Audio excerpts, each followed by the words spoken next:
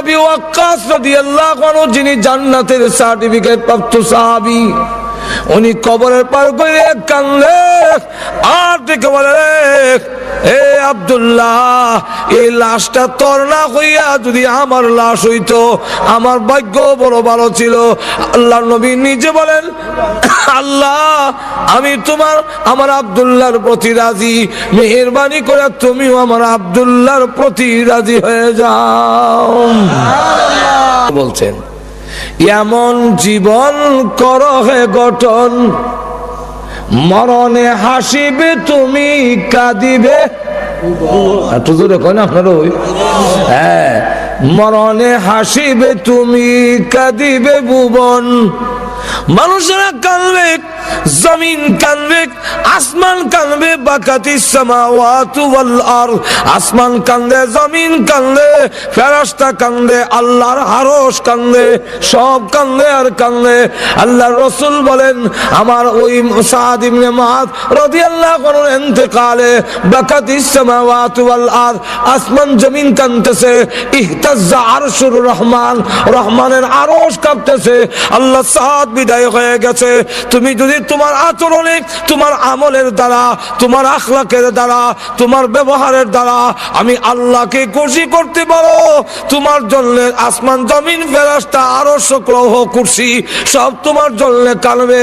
আর তুমি জান্নাত দেখে দেখে হাসতে হাসতে আমি মহান আল্লাহর দরবারে চলে আসবে।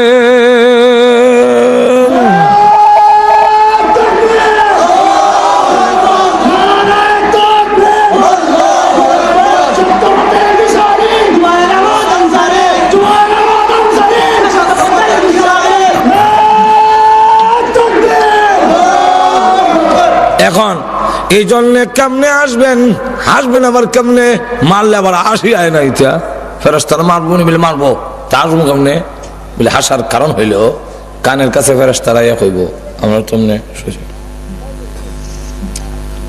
ফেরেশতা কানের কাছে ইয়া কয়, আল্লাহ তোমারে সালাম দিছে। আল্লাহ কোরআনে বলে, তারা সালাম লই আইব, সালামু কওলাম মির রাব্বির রহিম।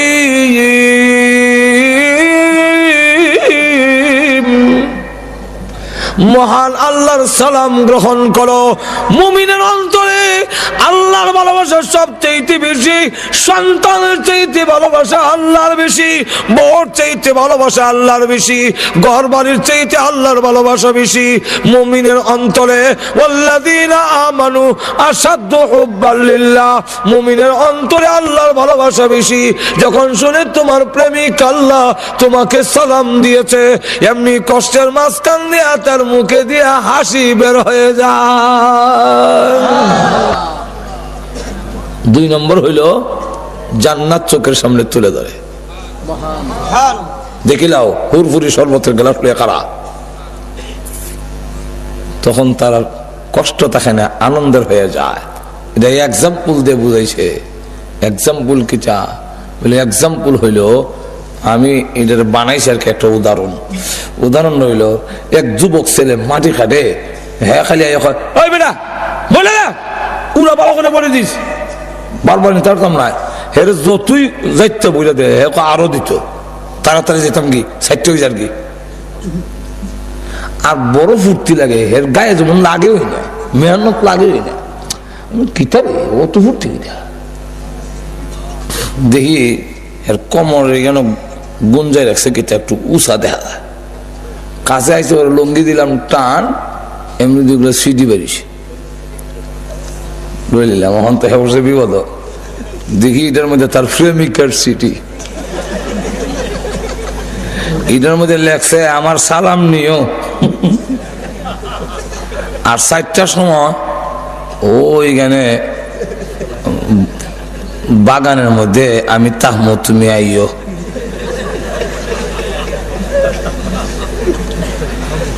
এই যে 4টার সময় তার বাগানে গিয়া প্রেমিকার সাথে দেখা হইবার সালাম দিছে, এই কুশির টালায় মাটি কাটার কষ্ট এর গায়ে লাগে না। আল্লাহ যখন মুমিনরে সালাম দিব আর কব ওই জান্নাতের বাগানে তোমার সাথে আল্লাহর দেখা হবে, যেই মাত্র বলেছে মুমিনের মরণের কষ্ট তার গায়ে লাগবে না। الذي خلق الموت والحياة, আল্লাহ রাব্বুল আলামিন বলে ইহকালের মরণটা তোমার ভালো হইতে গেলে চাল চলন দিয়ে আমার খুশি করো। এটা আমার হাতে। জোরে কোন কার হাতে? আরো জোরে কোন। পরকালের সুখের জিন্দেগি কার হাতে? আল্লাহ রাব্বুল আলামিন জানায় দিয়েছেন পরকালের সুখ শান্তির জীবন যদি তোমার লাভ করতে হয়, পরকালের সফলতার জিন্দেগি জান্নাতি জিন্দেগি যদি লাভ করতে হয়, মরণ দুনিয়ার জীবনে তোমার চালচলন দিয়া মহান আল্লাহ রাব্বুল আলামিনকে যদি খুশি করে আসতে পারো তবেই জান্নাত লাভ করতে পারবে। তোমার চালচলন দিয়া তোমার আমল ব্যবহার দিয়া যদি আল্লাহ রাব্বুল আলামিনকে খুশি করে না আসো তাহলে জেনে রাখো পরকালের হায়াত তোমার ভালো হবে না। 12 মাসের মধ্যে 4টা মাস হইল শ্রেষ্ঠ। এর মধ্যে এক মাসের নাম হলো মুহররমুল হারাম। এই মুহররম মাসের আবার 10 তারিখকে এটাকে আশুরা বলা হয়। আশুরার ফজিলত অত্যন্ত বেশি। ইতিহাস না জানার কারণে মুহররমের মাস আইলে আশুরার সামনে রেখা আরো অনেক কুসংস্কার আমাদের মধ্যে ঢুকে। অনেক আছে আশুরার মাস, এই মুহররমের মাস আইলে পয়লা দিন থেকে নিয়ে 10 তারিখ পর্যন্ত একটা রোজাও ছাড়ে না, ভালো। কিন্তু রমজান মাসে রোজা নেয়, রমজান মাসে রোজা না রেখে মুহররম মাসে রোজা রাখে, এর কোন ফজিলতের আশা করা যায় না। কেউ যদি লঙ্গি ফালাইয়া ফাঁক দিবান দিলা, এই ফাঁক দিবান সোয়াবের আশা করা যায় না। কারণ নাভি সহ আরো পর্যন্ত দায়িত্ব রাখা হইল ফরজ, আর মাথার মধ্যে পাগড়ি বান্ধন মুস্তাহাব সুন্নত। পাগড়ি বান্ধে অবশ্যই সোয়াব বাড়ে, কিন্তু ফরজের কাগজ রাখা। রমজান মাসের রোজা ফরজ আর মুহররমের মাসের রোজা হইল মুস্তাহাব সুন্নত। ফরজের রোজা রাখলেই মুহররমের রোজার সওয়াব পাওয়া যায়, আর রমজান মাসের রোজা রাখে না, মুহররম আইলে ছাড়ে না। এরকম যদি হয় যে আমি বাগান নিতাম না, আমার ঘরে 3 জন খাবেন না, 10টা দোকান থেকে 10টা খাবলা যদি নিতাম পারি তো আমার তো তরকারি হয়ে যায়। বাগানে অনেক তরকারি। মাছ ওনার কাছে গিয়ে ভাই আমি তো বাগান নিতাম না, ওই ফাউন্ডা যে ওর দেহ এটা দিলাম। মাছওয়ালা হয় সালাইকার বাপ, এই ফাউন্ডা তো বাগার সাথে হিট করা, বাগানই বা চাইলে হাও হইবা, আর বাগা নাই হাও নাই।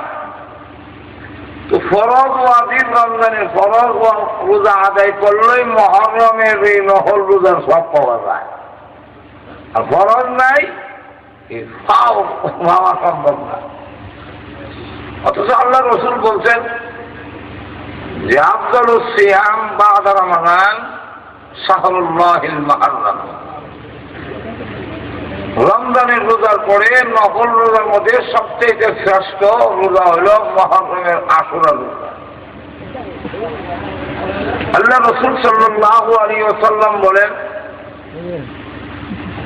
আশুরার দিন যদি সিয়াম ইয়াউমি আশুরা কাফিরাত সানাতাল্লাতী ক্বাবলা, কেউ যদি মুহররমের আশুরার রোজা রাখে তাহলে আল্লাহ রাসূল সাল্লাল্লাহু আলাইহি ওয়াসাল্লাম বলেন যে আমি আশা করি মহান আল্লাহ তার 1 বছরের পূর্বের গুনাহ মাফ করে দেবেন। হাদিস শরীফের মধ্যে আল্লাহ রাসূল আরো বলেন সুমু আশুরা ওয়া ফীহি খালিকুল ইহুদা, যে তোমরা আশুরার দিন রোজা রাখো আর ইহুদিদের উল্টা বিপরীত করো, সুমু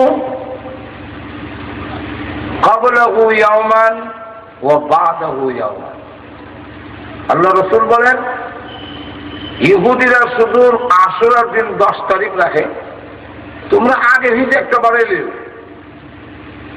9, 10 অথবা 10, 11, যাতে করে ইহুদিদের বিপরীত হয়, ইহুদির উল্টা হয়, ইহুদিদের সাথে সামঞ্জস্য যদি না। মুহররমের আশুরা কালকে দিলাম, আশুরা আইতাছে আগামীকাল। 1 তারিখ থেকে নিরামিষ খায়, পানি খায় না, শরবত খায়। ভালো লম্বা করতে পারে না, কারণ কাবাগর পূর্ব দিকে লম্বা করে ঘুমাও। এখন না বিরাট দুবি কেন, এইদিকে আমার শ্বশুর বাড়ি, উত্তর দিকে ভালো দিয়ে ঘুমাও, এটা না এইদিকে আমার ফিরসব কাবলার বাড়ি, দক্ষিণ দিকে ভালো দিয়ে ঘুমাও, না এইদিকে আমার উস্তাদের বাড়ি। দক্ষিণ দিকে ভাও দিয়ে ঘুমাইতে না উস্তাদের বাড়ি, আর উত্তর দিকে দিতে না ফিরসব কাবলার বাড়ি, পূব দিকে দেয় না শ্বশুর বাড়ি বেয়াদবি, আর পশ্চিম দিকে তো হারাই দেয় না কাবাগর। তাহলে এর টুন্ডাও ছাড়া এর ভাও দিত চকু, এরকম ভাও লম্বা করানোর কোনো ব্যবস্থা নাই। হুসাইন রাদিয়াল্লাহু আনহু শহীদ হয়েছেন এই কারণে, যদি বিয়া না করান যায় তাহলে এই মুসলমানের কপাল আর বিয়া নাই, এর টুন্ডা হয়ে বই থাকছে। মুহররমের মাসে আশুরার দিনে ভালো খাওয়ার খায় না, অথচ রাসূলের হাদিসের সাথে এই জাতীয় মুসলমানের কোনো সম্পর্ক নাই, বরং আমরা আরো বিভিন্ন অপকর্মের মধ্যে লিপ্ত হয়। মীর মোশাররফ এক শিয়া লোক, সে একটা কারবালার ইতিহাসটাকে সামনে রেখে, ঘটনার সামনে রেখে একটা উপন্যাস লেখে। এই উপন্যাসের নাম হলো বিষাদ সিন্ধু। এটা কোনো ইসলামী হিস্ট্রি না, এটা ইতিহাসের কোনো বই না, এটা উপন্যাসের বই। এটা আগা করে আমি বলছি, এটার মধ্যে শুরু করছে জয়নব নামে প্রেম প্রীতি দিয়া, আর উপন্যাসের বই না হইল তো আবার খানে করছি। এই আবার খানে বইটা দেখলাম বালা এবং মন্দ, বালা বইও আছে উপন্যাসের, মন্দও আছে, কিন্তু সবটার মধ্যে বেড়াবিড়ির কিছু ভালোবাসা না দিলে এটা মজা হয় না। বিষাদ সিন্ধুরও জয়নব নামে একজন মহিলা রান্না, হুসাইন রাদিয়াল্লাহু আনহু এই মহিলারা আসে, ইয়াজিদও আসে লাগাই দেখার পর। আসলে কিন্তু বিষয়টা এটা লইয়া না, বিষয়টা ছিল মূল ইসলামের মূল নীতি। বড় মসজিদের ইমাম যিনি হবেন তিনি ছোট মসজিদের ইমাম তিনিই হবেন। বড় মসজিদ কোনটা? আল্লাহ রাসূল বলেন জুইলাত লিয়াল আরদু কুল্লুহা মসজিদান ওয়া তুহুরা, সারা পৃথিবী আমি বিশ্ব নবীর জন্য, আমি মুহাম্মদ সাল্লাল্লাহু আলাইহি ওয়াসাল্লামের জন্য আল্লাহ মসজিদ বানাই দিয়েছেন। এই বিশ্ব ব্রহ্মাণ্ড সবটাই আমাদের জন্য মসজিদ। উম্মতে মুহাম্মদীর মসজিদ হয়তো না পারলে পৃথিবীর যে কোনো জায়গায়, যে কোনো খালি জায়গায়, মাঠ হোক ঘাট হোক, নামাজ পড়লে কি তার নামাজ হইতো না? আমার মা বুঝেননি, আল্লাহ তাআলা কেউ জানে না। নামাজ হইব নি? না হইতো না।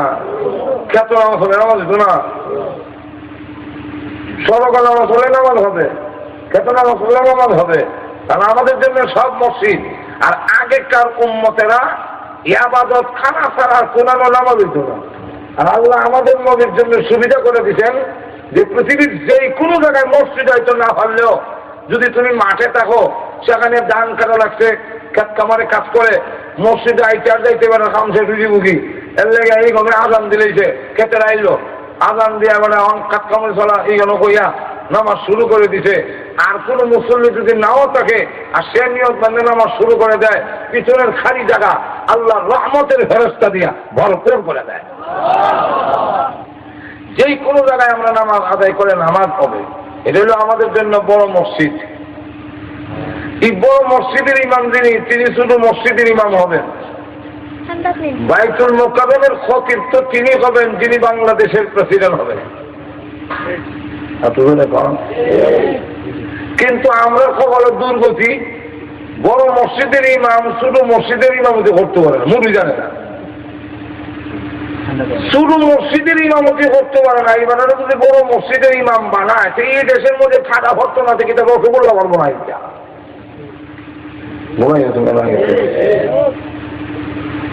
আমরা দেশের অনেক এমপি, এক এমপি সব ঈদের নামাজে গেছে গিয়া 5 মিনিট আগে গিয়া হয় 5 মিনিট বাকি আছে ঈদের জমা, তুই তো 8টার সময় জমা, 5 মিনিট বাকি মুয়াজ্জিন করি আজান দেয় না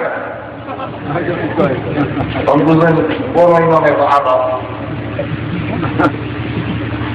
মোহাম্মদ আব্দুল গফফার সাহেব রহমাতুল্লাহ আলাইহি উনি এক ঘটনা বলছিলেন যে বাইতুল মুকাররম চকবাজার মসজিদের সামনে এক লোকের জানাজা হবে, তখন সময় চকবাজার মসজিদের জায়গাটা সামনে জায়গাটা আরো খালি, দোকান ভাড়া থেকে দোকান। তো জানাজা যখন হবে, যার জানাজা হবে এরা আত্মীয় একজন এমপি, উনিও জানা খাইছে আত্মীয়তার সূত্রে। ইমাম সাহেব যখন নিয়োগ বেঁধে নেব মাঠো, এমনি বেড়া চিল্লি আরম্ভ করছে, ও ইমাম সাহেব রাখেন, সামনে তো বকরিল্লাটা দেখা যায় মারো, যেখানে আমরা সাজদা মুখে নেই বকরিল্লাটা। সব মুসল্লিরা আসা শুরু করলো আর কি, যে জানাজার নামাজ হবে সাজদা নাই। আপনারা ঘুমাই আছেন মনে, জানাজার নামাজ সাজদা আছে, রুকু আছে, তুই এবার খবরই নাই যে জানাজার নামাজ সাজদা লাগতো না, বকরিল্লাদের সামনে থাকলো অসুবিধা নাই। এখন বড় মসজিদের ইমাম যিনি হবেন, তিনি শুধু মসজিদের ইমাম হবেন, অর্থাৎ বাইতুল মুকাররমের মসজিদের ইমাম হইতে গেলে যেই কোয়ালিটির দরকার লাগে, একজন পরেজগার লোক লাগে, কোরআন সহি শুদ্ধ লাগে, নামাজের মাসের জানাতে হল লাগে, আর না হয় তার পিছনে কেউ নামাজ পড়বে না। তাহলে একজন পরেজগার মুত্তাকি বিজ্ঞ কোরআন হাদিস জাননেওয়ালা লোক যেভাবে বাইতুল মুকাররমের খতিব হবে, ঠিক বাংলাদেশের প্রেসিডেন্ট যিনি হবেন, একজন মুসলিম দেশের রাষ্ট্রনায়ক যিনি হবেন, তিনিও ইসলাম সম্পর্কে জানা থাকতে হবে, কোরআন হাদিস সম্পর্কে জানা থাকতে হবে, পরেজগার মুত্তাকি হইতে হবে, খোদাভীতি তার অন্তরে থাকতে হবে, আল্লাহর ভয় থাকতে হবে, আর না হয় রাষ্ট্র তার দ্বারা সঠিকভাবে পরিচালিত হবে না। এই ব্যাপারটা হলো এখানে যে ইয়াজিদ দেশ চালাবার যোগ্যতার অভাব ছিল না, রাষ্ট্র চালাবার যোগ্যতা যথেষ্ট ছিল, কিন্তু মসজিদের ইমামতি করতে গেলে যতটুকু পরেজগার হওয়ার দরকার, যতটুকু তাকওয়া থাকার দরকার, এতটুকু ইয়াজিদের মধ্যে ছিল না, এতটুকু তার মধ্যে পরেজগারি নাই। এই কারণে দেশের জনগণ যেহেতু চায় না ফাসিকের হাতে বায়াত হওয়ার জন্য, এই কারণে হযরত হুসাইন রাদিয়াল্লাহু আনহু দেশের জনগণের এই সত্য আহ্বানে সাড়া দিয়া তাকে জবাব দিয়ে তিনি এই কথা প্রমাণ করে দিলেন, কাটা কর গর্দানে বতলা গई है करबला वाले बातिल के आगे झुक नहीं सकते खुदा वाले। এই কারবালা ওয়ালারা গলা কাটায় এই কথা প্রমাণ করে গিয়েছেন যে খোদার তুহিরের সামনে, নাফরমানদের সামনে, পাপিষ্ঠদের সামনে আল্লাহ ওয়ালারা কখনো মাথা নত করতে পারে না।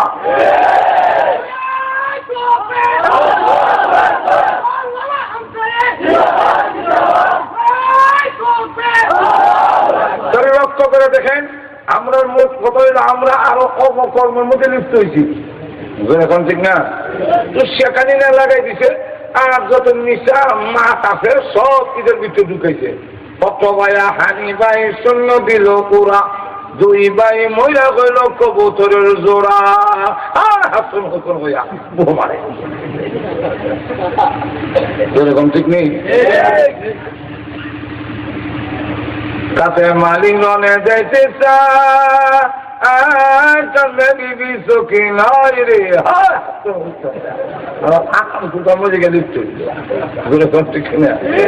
অথচ আল্লাহ রাসূল সাল্লাল্লাহু আলাইহি সাল্লাম বলে, ও আমার উম্মতেরা শুনে রাখো, মান ওয়াসআ আলা ইয়ালিহি ফিন নাফাকাতে ইয়াউমা আশুরা।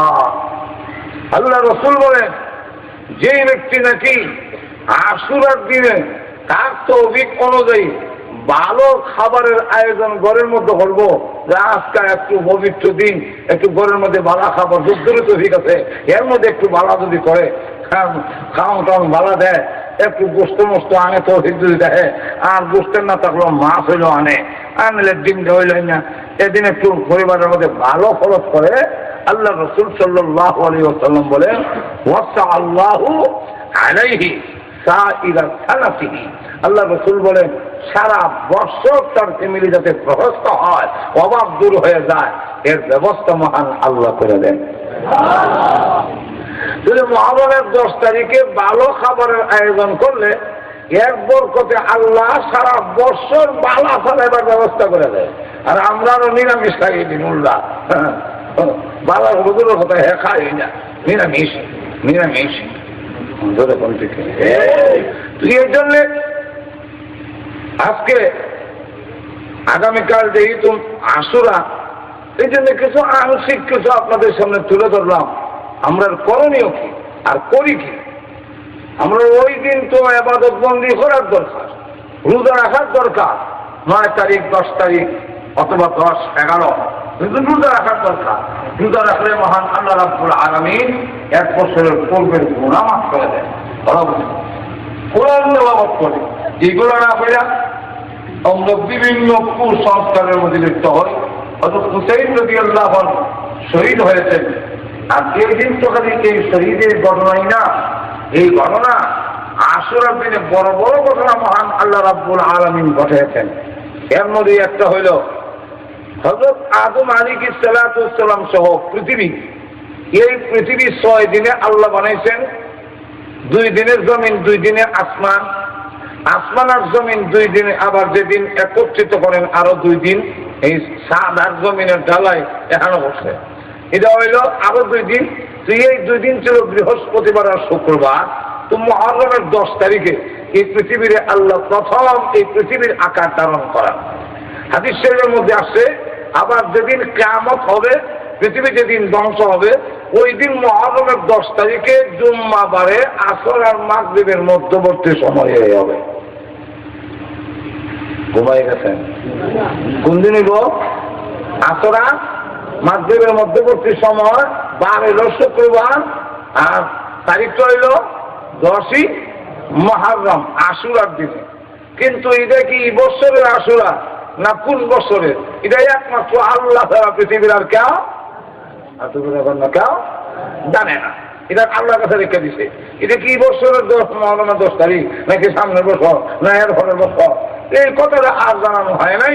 শুধু এতটুকু জানাই দেওয়া হয়েছে যে মুহররমের 10 তারিখে জুম্মাবারে আসর আর মাগরিবের মধ্যবর্তী যেই আসরের দিনে শুক্রবারে পৃথিবী বানানি গঠন করা হয়েছিল, এই শুক্রবারই আসরের দিনে পৃথিবী ধ্বংস হয়ে যাবে।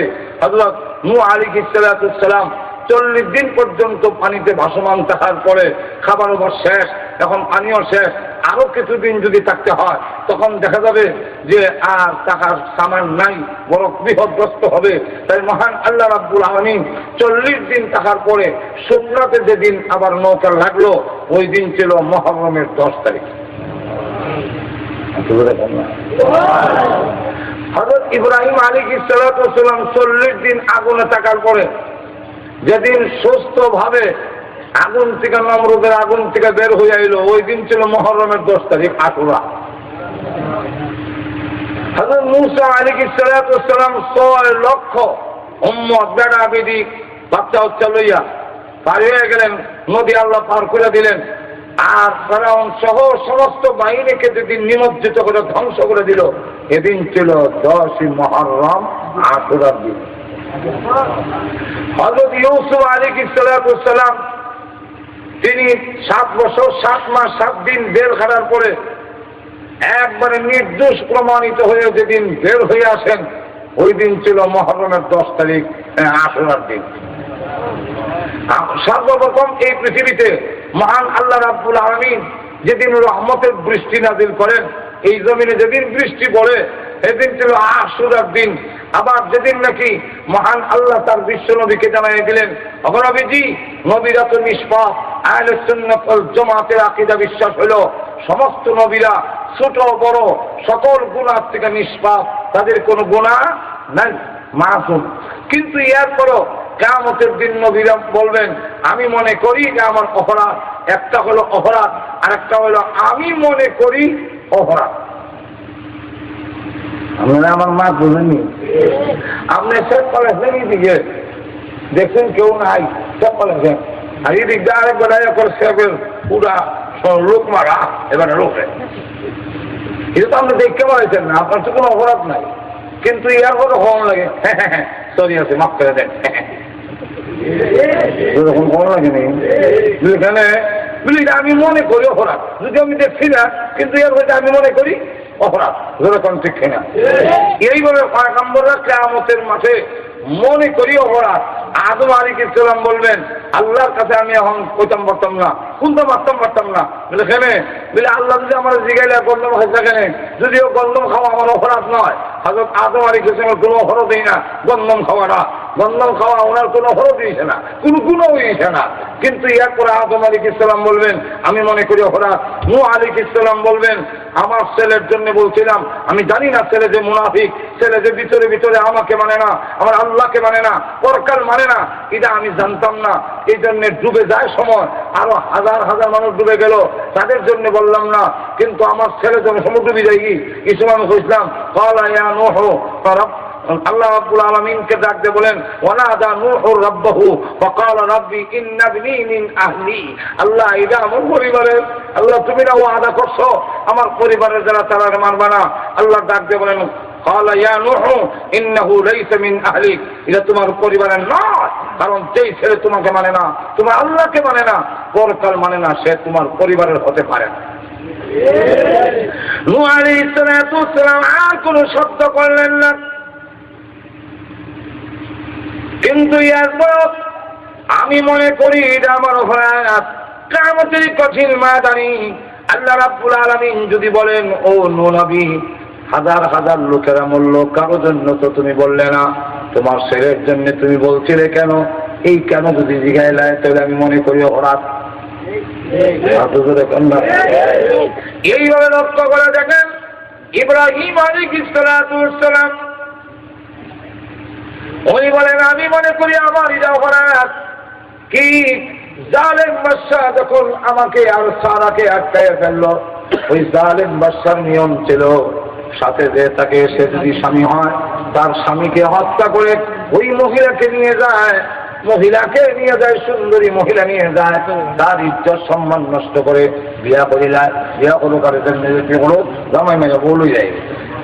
ইব্রাহিম আলাইহিস সালামকে যখন জিজ্ঞাসা করা হয়েছে, আপনার সাথে মহিলাকে, তিনি তখন বললেন, উনি আমার বোন। বোন না বোন, বোন সাথে তো ওনার ওয়াইফ, কিন্তু উনি বলছেন বোন। কেন? এটা উনি ধর্মীয় দৃষ্টিকোণ থেকে বলছেন। যখন আবার সারাকে নেয়, তখন তিনি জানাই দিল, ও সারা, তোমাকে যদি জিজ্ঞাসা করে তোমার সাথে লোকটা তোমার সম্পর্কে কি হয়, তুমি ভাই করে দিও, কারণ তুমিও মুসলমান, আমিও মুসলমান, তুমি মুমিন, আমিও মুমিন। ধর্মীয় দৃষ্টিকোণ থেকে জবাব দিছি, তুমি আমার বোন, তুমিও করে ভাই, কারণ ধর্মীয় দৃষ্টিকোণ থেকে এক মুমিন, ইন্নামাল মুমিনুনা ইখওয়াতুন, এক মুমিন আরেক মুমিনের ভাই, সুতরাং আপনি আমার যেমন ভাই আর আমিও আপনার ভাই, জামাই বউ, তো ধর্মীয় দৃষ্টিকোণ থেকে ভাই বোন। আর দুজনে কন্যা। আরে আগেকার আমলে আমাদের ব্রাহ্মণগড়ের একজন বড় আলেম ছিলেন, উপাধি ছিল ফখর বাংলার, নাম হল সাদুল ইসলাম সাহেব রহমতুল্লাহ। উনি যে সময় বিয়ে করেন, কারি ইব্রাহিম সাহেব রহমতুল্লাহ আলার মেয়ে বিয়ে করেন, বড় জবরদস্ত আল্লাহ মনে করেন। তো কারি ইব্রাহিম সাহেব রহমতুল্লাহ ছেলে দেখবার লেগে ছেলে উহুদ উঠতে কিনা, আর হুজুর থেকে না আগে তো আমরা এইভাবে প্রশ্ন করা হয়েছে। আমরা ছোট সময় দেখছি গ্রাম এলাকার কৃষক লোকেরা যখন জামাই পরীক্ষা করতো তখন বিভিন্ন প্রশ্ন করতো, আল গৃহস্থির প্রশ্ন। দেখি আল গৃহস্থির কেমন অভিজ্ঞতা। এলাকার তদানীন্তন সময়ে এক লোক মেট্রিক পাস করছে, যে সময় মেট্রিক পাস করছে কয়েক গ্রামের লোকেরা এ দেখো লাগতো। দুইবার গ্রামের লোক এসে জামাই মেট্রিক পাস জামাই দেখতো বেড়া 4টা গুরুর পড়াতে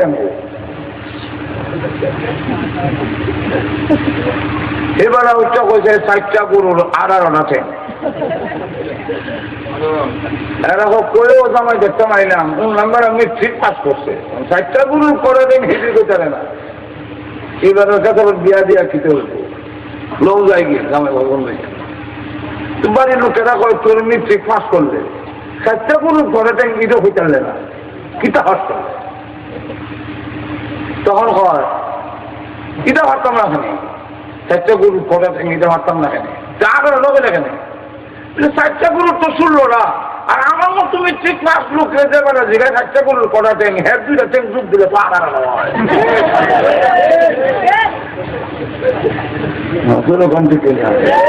আমি তো হেড ট্যাং যুগ দিলেছি বলে বলে যে বেড়া আমি মেট্রিক খবর 4টা গুরুর পড়া ট্যাং এবার কিতা হইতাম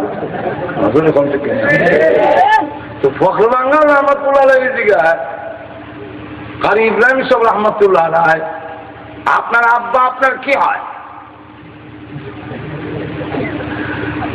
আমরা কোন ছেলেরা যদি কোনো দেখতে মনে হবে বাবা তোমার বাপ তোমার কিটা হয় এরকম মনে আশ্চর্য প্রশ্ন। আব্বা তো আব্বা আর বেশির থেকে বেশি একটু সালাপ করে কইলে আব্বা তো আমার মা সাপ। কিন্তু মোল্লা তাজুল ইসলাম সাহেব রহমতুল্লাহ আলাইহিকে যখন জিজ্ঞাসা করলো কারি ইব্রাহিম সাহেব যে আপনার আব্বা আপনার কি হয়, উনি একদিনই নাই জবাব দিতে তাই হয়।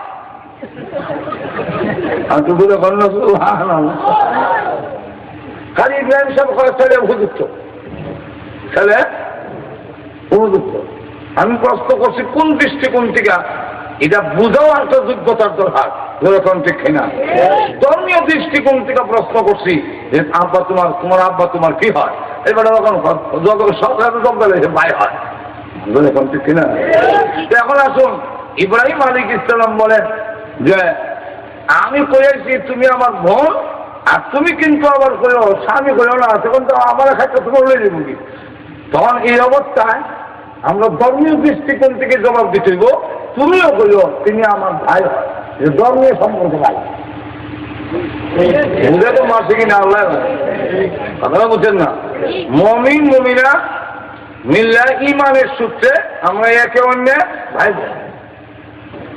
ইব্রাহিম আলাইহিস সালাম বলেন কিয়ামতের কঠিন ময়দানে আমি মনে করি এটা আমার অপরাধ। কিয়ামতের মাঠে আল্লাহ যদি জিজ্ঞাসা করেন ছিল তোমার ওয়াইফ ঘুরাইয়া গেছে মাথাখানে,